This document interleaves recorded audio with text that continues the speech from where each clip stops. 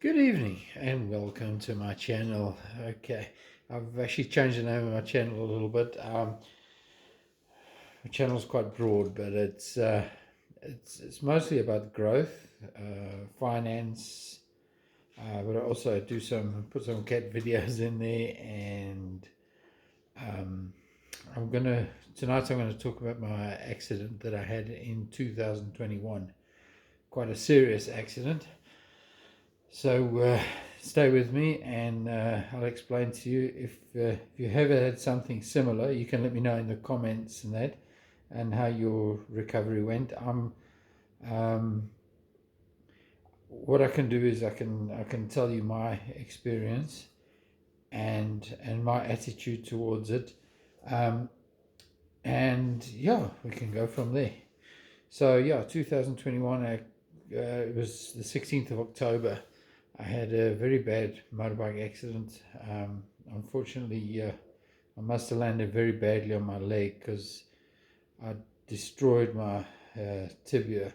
It was a tibia plateau fracture stage 5.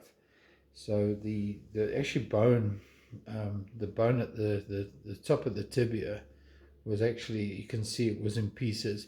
If you want to check my channel, you can actually see the I'll try and add this to a playlist with the other video, and then you can actually see the X-rays. There was a 3D X-ray that they took. I think it was the CAT scan. I think it was, yeah. That actually shows you how badly the bone was broken. And okay, so what happened is then I was in terrible pain. When I came off the bike, I actually was on a motorbike. I stood up, and my knee felt like rubber. I'd never felt anything like that before, and then I thought something is seriously wrong. So then I actually thought, okay, I mustn't walk on this because it's now a problem, and fell to the ground, switched my ignition off. I actually wanted to pick the bike up, but I couldn't.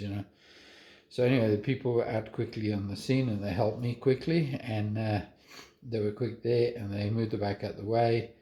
And the one guy actually lifted me under the armpits and lifted me up onto the pavement. And as as my foot went, or my ankle went up over the pavement as he dragged me, it was excruciating because I didn't really feel any pain at that stage. I think the adrenaline just kept me. You don't feel it for a while. The adrenaline like kicks in. So yeah, so then apparently I was there for a little while waiting for the ambulance and the guys to come with the strong medication and stuff. I think it was morphine or something they gave me. Um, then apparently when I went into the ambulance, I screamed apparently. But apparently my leg, my so I was laying on my back, and apparently the leg that was broken, apparently the foot was like at this angle, so it was very bad. So yeah, I was actually actually went through to a government hospital. I was in the government hospital that was a Saturday, the accident. I was in the government hospital from the Saturday, and then on the Tuesday lunchtime, I got transferred to a private hospital, which is the Glenwood, and they were very good there. Yeah. They straight away at actually both hospitals, they had to take X-rays and all the scans and everything, and it was like agony just getting from. I had to get on the bench to go for the scan, then off, then on and off, and obviously I couldn't walk, but lifting me, they were sort of like helping lift me over, and yeah, no, it was excruciating, yeah, but yeah, from the start I said to myself, this is something I just got to get through, and I'm going to get better, and that was my attitude. And I think a positive attitude helps tremendously because, yeah, you can be down in the doldrums and whatever, and you can think it's not going to help. It's not going to help at all. You need to be positive, and you need to say, right, I'm going to get this fixed. So what happens is, after I was at the Glenwood for a day or two, then I had a first operation. They put it what they call an external fixator onto my leg, and it's 2 screws at the top and 2 at the into my thigh, and 2 screws at the bottom close to my ankle, and it looks like a TV aerial. You'll actually see if you look at the other video. What actually happened there is then the leg was actually kept straight. So, and I couldn't put any weight on it. So then I was there in the hospital for a few more days, and then they said, okay, they can send me home. So they sent me home, and I was recovering at home with this external fixator. But I mean, I was totally immobile. I couldn't even get off the bed unless I had help and on the bed. So it was difficult because, to even use the bathroom and stuff, sometimes like, if I was alone at home, if my fiance was out, then I had to use a bottle or something. It was, but she was at home quite a while with me, and then she could help me on and off the bed. Then I was home for about 2.5 weeks or so, and she even actually got a step built, because the step is literally like there from there to there, the step that you have to get into the house, and I couldn't actually get in. When I came from the hospital, there were 2 ladies who were trying to get me into the house, and I couldn't. Thank goodness we're in a downstairs unit, because just imagine going up the stairs. But then there was two youngsters, 2 guys in their early 20s, who saw, and they came and helped, and they actually lifted me in. And I was pretty much immobile for the first bit, and then I think I was using a walker when I could eventually start getting around.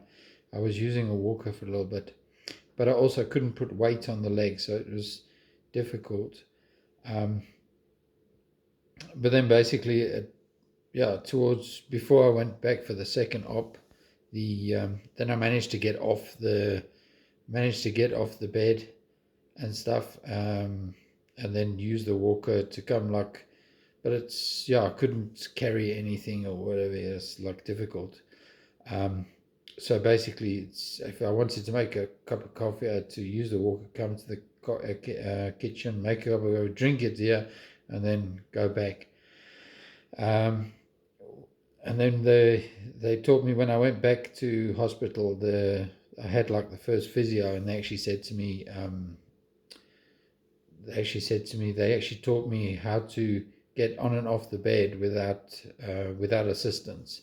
So that helped a lot, because otherwise I was calling the nurses and then and stuff all the time, So it's, well, not all the time, but I mean, I needed more. So that helped me a lot. It was a big help.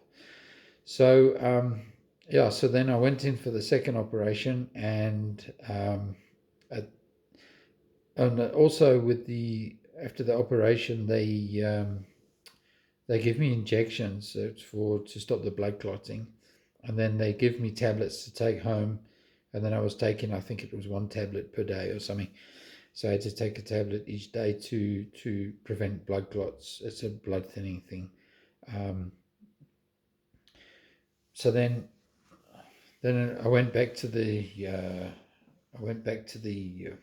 for the second operation. Then I went in, and I was there for a day or 2, and then they did the operation. They actually took me in, and they give me an injection in the back. They give me 1 injection in the back, obviously to numb the area, then another injection, and then I had my one leg, the bad leg, let's call it the good and the bad leg. So I had the bad leg on the operating table, and it was very cold in there. And then they said, obviously for infection and stuff. So they said to me, no, it's fine, you can be awake. And then they started unscrewing the because it's like bolts on it.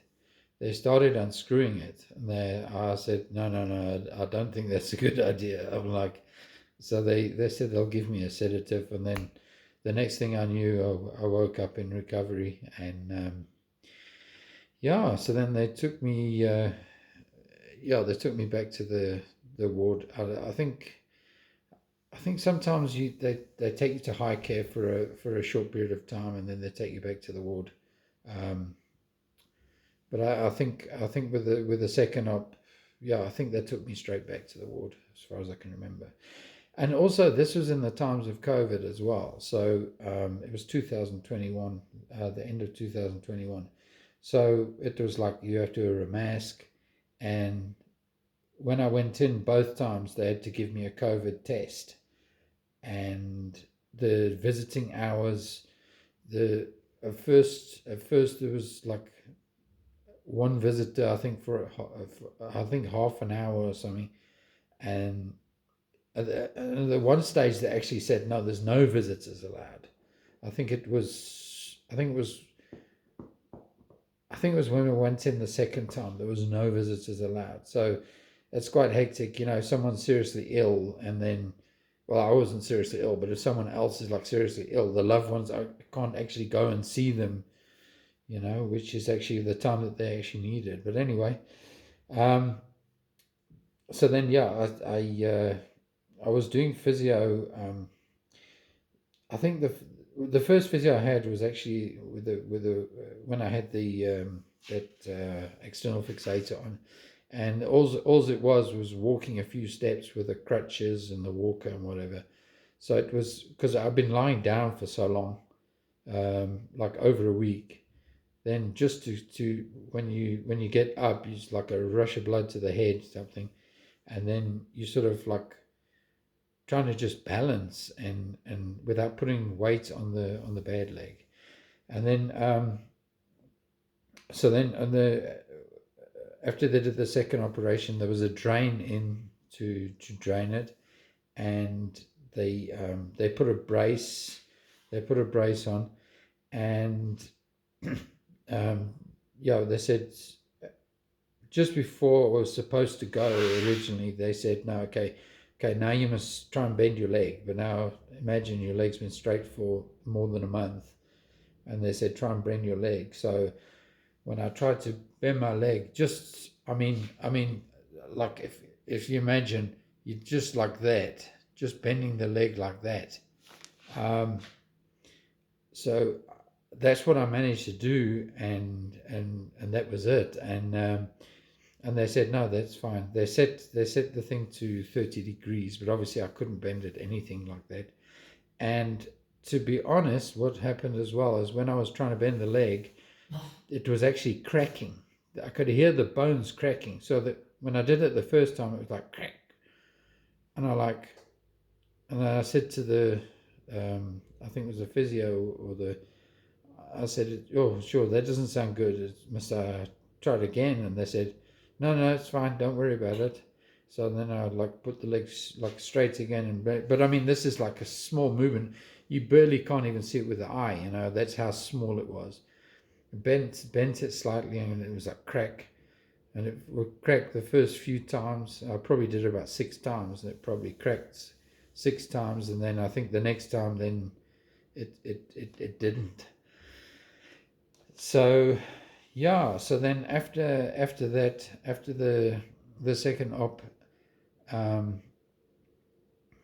went to physio a couple of times. I had to go more regularly, and what happened is at that stage, obviously, I couldn't drive or anything. So like my fiance would maybe drop me there or take me there and wait for me, or sometimes she had to go to work, and then I had to get a Bolt or Uber or whatever. So yeah, it was the first time I actually got a Bolt, and the first time I was in the front seat. Obviously, my leg was quite straight, and even at the hospital, there's a shuttle that goes from the doctor's rooms to the hospital, which is across the road. It's not far, um, but I couldn't even get in there because my leg was straight, But I think I sat on the back type thing, Um, and then as I started to recover and bend, and obviously physiotherapy helped a lot. The physio actually was amazed with the recovery, because when they first saw me, they said, um, you know, we won't be able to help you much, and then but as time went on, I managed to bend it more, and yeah, it really helped. And they treated it with like electrodes and heat treatment, and obviously gel and stuff. They've got like and exercise. Yeah, they give me exercises to do at home and stuff. And I stayed positive throughout. Like I said, it was I had never a doubt in my mind that I was going to not get better. And I mean, even I heard later the doctor said, there was actually a chance I could have lost my leg. That's how bad it was. But thankfully it didn't, and I recovered. I managed to walk a bit better with the crutches. Then how it went is, as I went on with time, I was going to the physio with two crutches, and then the one day they said, okay, we're taking one away. So they took one crutch off me, obviously just at the thingy at the physio, and then they said I must just walk like a few steps. So I walked with the one crutch, but I was like, I had my hand, that there was like a bed the other side, so I was like, had my hand on the bed at first and whatever, till I got used to it, and then I was walking with one crutch, and then yeah, it's about that time that I went back to work. Um,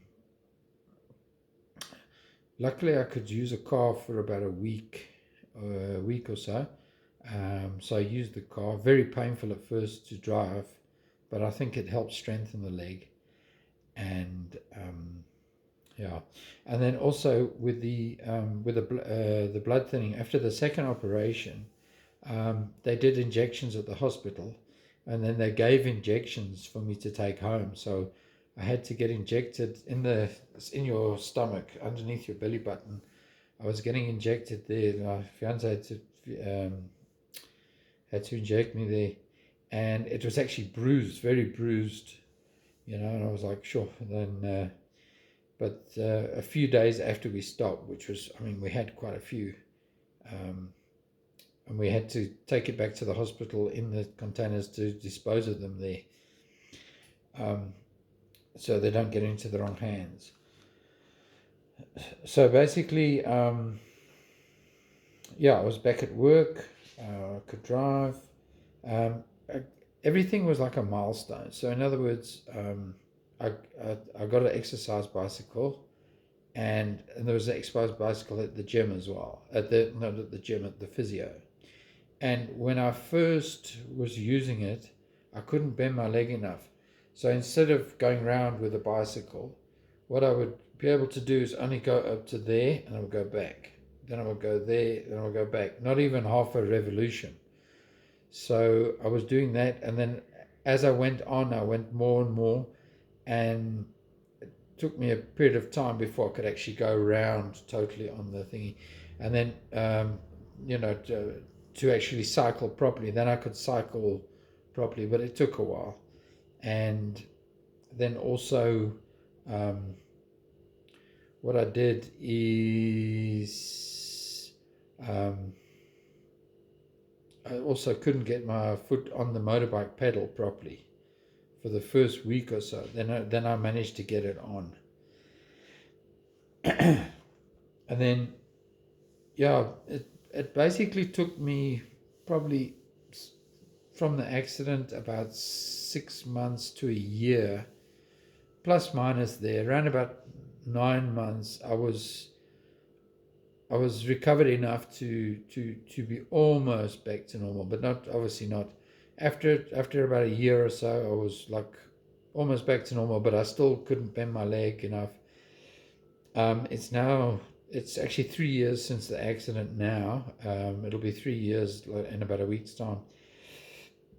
And I still can't bend my leg like I used to, but I can bend it enough to be able to do all the things that I need to do, but obviously not. It's not the same as it was. But I really think that that a positive attitude helps really a lot to get through this, because it was very tough mentally and physically. The painkillers. I mean, I was taking like a lot of painkillers, and it actually makes you constipated as well. So then there was that as well. Um, but I think I tried to, after about 6 months, tried to reduce, and I went from a like the Coxleon 200 to a 100, and I sort of eased off, and then I sort of went from I was taking Sunleaf and Coxleon and that stuff. I went to a slightly weaker, you could say, medication, and then I tried to stop taking it, and I would basically take it less and less as I was going along, and then after about a year, then I like stopped taking. I only took it when it was painful, which is usually, like for example, when it was gonna rain. I could feel it's gonna rain, because you feel the pain coming on. And but yeah, it's after about a year or so, I was walking without a limp or with a minimal, and I'm very pleased with my progress. And if I can do it, you can too. And if you have a similar injury, you can let me know in the comments how you're getting through it, and if you can do it, you can definitely do it. So yeah, I wish everyone all the best. Look, you only get your health once, and it was a life-changing event, and it actually made me realize a lot of things you take for granted in life. And I think it was a definite eye opener. Okay, thanks a lot. If you enjoyed the story, sorry I waffled on a bit, but like and subscribe to my channel, and I will talk about a lot of different subjects. Thank you.